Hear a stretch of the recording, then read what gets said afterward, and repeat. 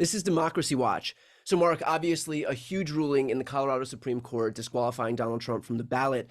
The court cites a decision by a judge in 2012 named Neil Gorsuch, who of course now sits on the Supreme Court, as part of their ruling disqualifying Trump. So how significant do you think it'll be when this case actually gets to SCOTUS that they invoked a past ruling from one of their sitting conservative justices? I mean, come on. How significant will they be? Feel bound by past precedent? Look, I think the court has a really clear path here to do the right thing, which is to just apply the plain text of the Constitution. But I don't think that they're going to get there because they're going to feel particularly bound by what now Justice Gorsuch wrote a while ago. Obviously, what he wrote is highly probative in this case because he talked about the fact that if you are not, that states have an interest in keeping unqualified people who don't qualify for the ballot off the ballot. So I think that it's an interesting side note to this, but I think it's important that we not let ourselves get distracted from the fact that the plain text of the 14th Amendment says that Donald Trump is not eligible to be president again, and we just need to encourage the courts to follow that law. Right. The law itself is enough besides the added supplements of past precedent, even if it's the words of a sitting conservative justice himself.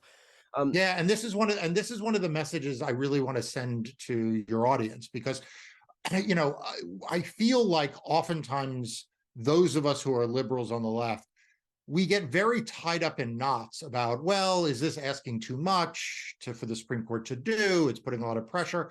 When the Supreme Court rules in favor of ridiculously expansive interpretations of the Second Amendment, they don't balance it against the practicality of what it will mean for dead children in schools. They don't balance it against what it will mean for the grieving families of mass shootings. They just say the Second Amendment says what the Second Amendment says. And, the Section 3 of the 14th Amendment says what Section 3 of the 14th Amendment says.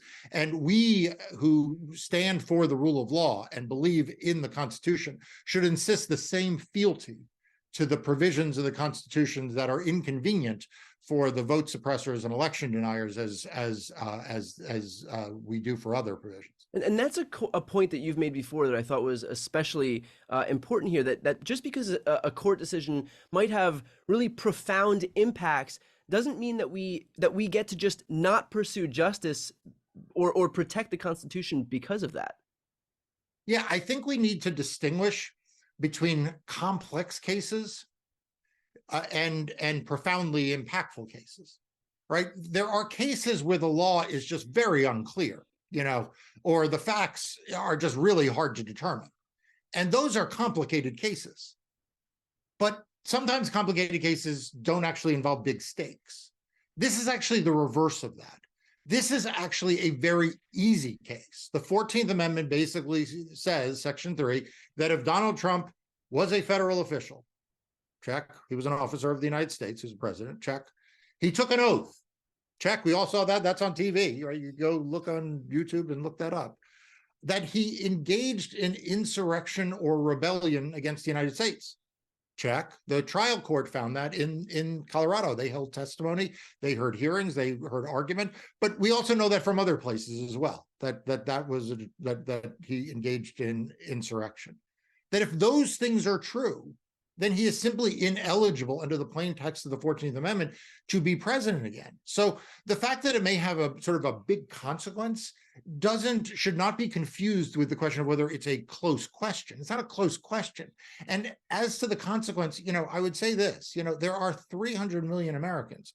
Certainly the Republicans can find another election denier to run for president, right? They can find some other anti-choice bigot to run for president. They've got a whole party full of them. Like, they can choose someone else who is qualified, even though they'd be a bad president.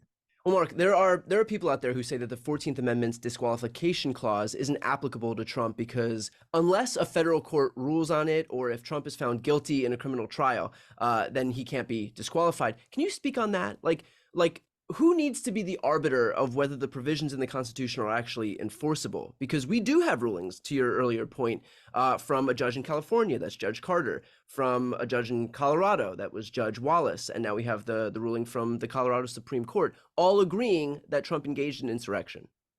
Yeah. Plus, on top of that, by the way, you have grand juries in Washington D.C. who apply a probable cause standard. They found that he engaged in these crimes.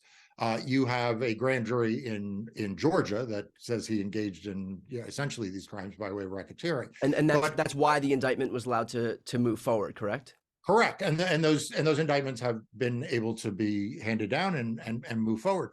But I think that there's a bit of confusion and sleight of hand going on here, and I want to clarify it. The first is the confusion. There is no limit on a state court's ability to adjudicate federal constitutional claims. State courts are equally entitled to interpret and apply the federal Constitution as federal courts are. Ultimately, the U.S. Supreme Court sits on top of both the federal system and the state system, but there's not a presumption that the state system is less capable of adjudicating federal constitutional claims. State courts adjudicate federal constitutional claims all the time, and they are entitled to do so under our federal system of law. The second point, though, that you make is the sleight of hand. Republicans have now started shopping, and unfortunately too many in the media, I think, have bought into this, that somehow until the criminal courts rule, then, he has not been found to be an insurrectionist. And that, by the way, is just flat out wrong. And it's actually quite dangerous. The criminal system in the United States is put in place to impose the harshest of all penalties. The harshest of all penalties is not being able to be president of the United States. The harshest of all penalties is losing your liberty interest. It is being sent to prison. So people like Donald Trump, who are indicted and face the prospects of years or decades in prison, they are afforded the presumption of innocence. They are afforded the right to remain silent. They're afforded a right not just to a jury, but to a unanimous jury verdict. Right? They're given a whole host of safeguards to protect them because they are subject to a criminal prosecution that could leave them incarcerated. The findings of that finding of guilt has to be beyond a reasonable doubt. None of those safeguards exist in the civil case. Outside of the criminal context, you don't need a presumption of innocence. You don't need a finding of guilt beyond a reasonable doubt, and in many circumstances, you can infer a negative consequence from someone's invocation of the Fifth Amendment.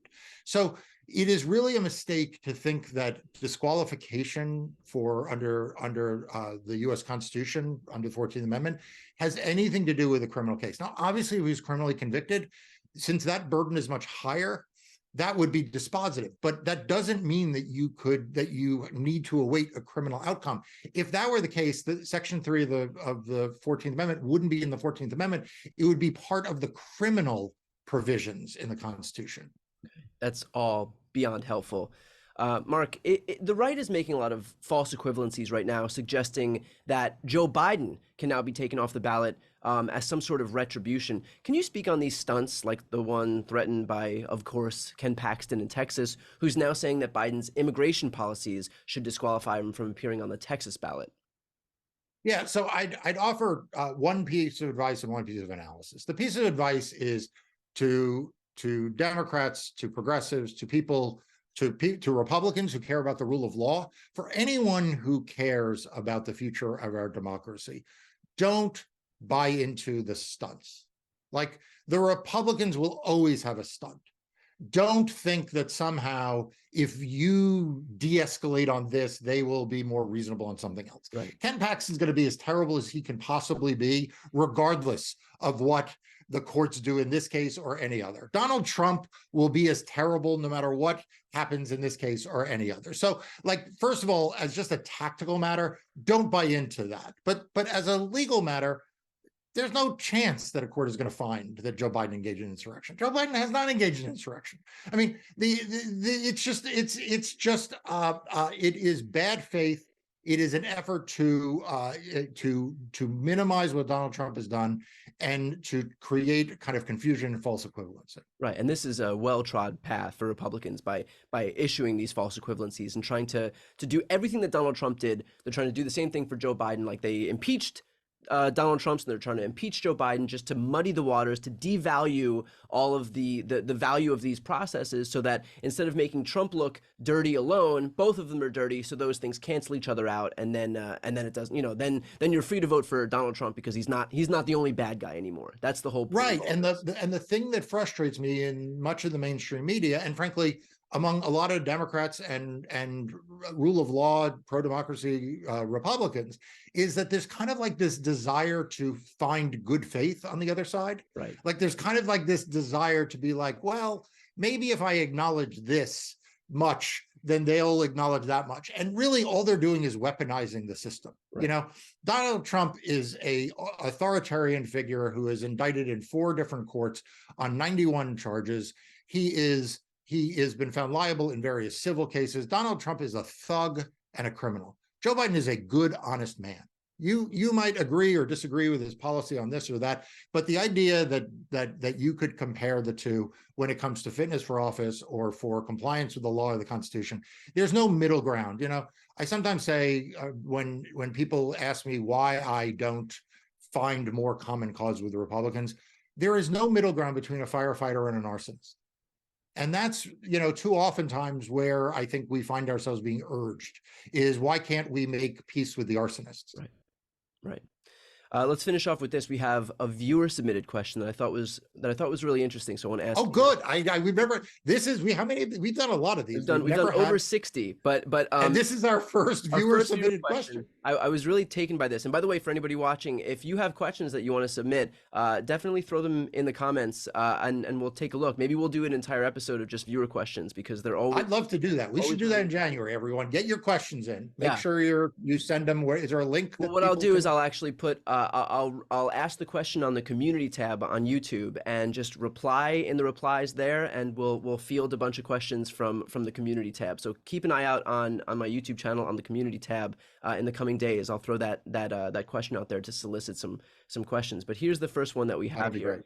So putting the Supreme Court aside for a moment, could the Colorado Supreme Court decision affirming that Trump engaged in insurrection be used in other states? For example, Georgia Code 2127 states that no person who's been adjudged a subversive person shall be nominated or elected to office. The subversive person definition essentially encompasses the insurrection definition, and this is a Georgia state law. So could the Colorado Supreme Court ruling factor in here in a state like Georgia? In theory, yes, but I think in practice, no. I think in theory, you could say that Georgia could import or find this to be useful precedent and adopt it. I think in practice, what's going to happen here is the U.S. Supreme Court's going to hear this case, and it's going to issue a ruling, and that is going to wind up being the ruling that is going to control all 50 states. Plus, don't forget the District of Columbia; it gets electoral votes as well. So I think all eyes right now should be on the U.S. Supreme Court. Okay, and obviously, as soon as we have any update from the U.S. Supreme Court, we'll cover that as well. So for anybody watching, first and foremost, if you want to support Marc and his team, please make sure to sign up for Democracy Docket. It's the free news outlet Marc founded to focus on everything voting in elections. It's one of my favorite resources. So again, I'll put the link up here and make sure to sign up. With that said, I'm Brian Tyler Cohen. And I'm Marc Elias. This is Democracy Watch.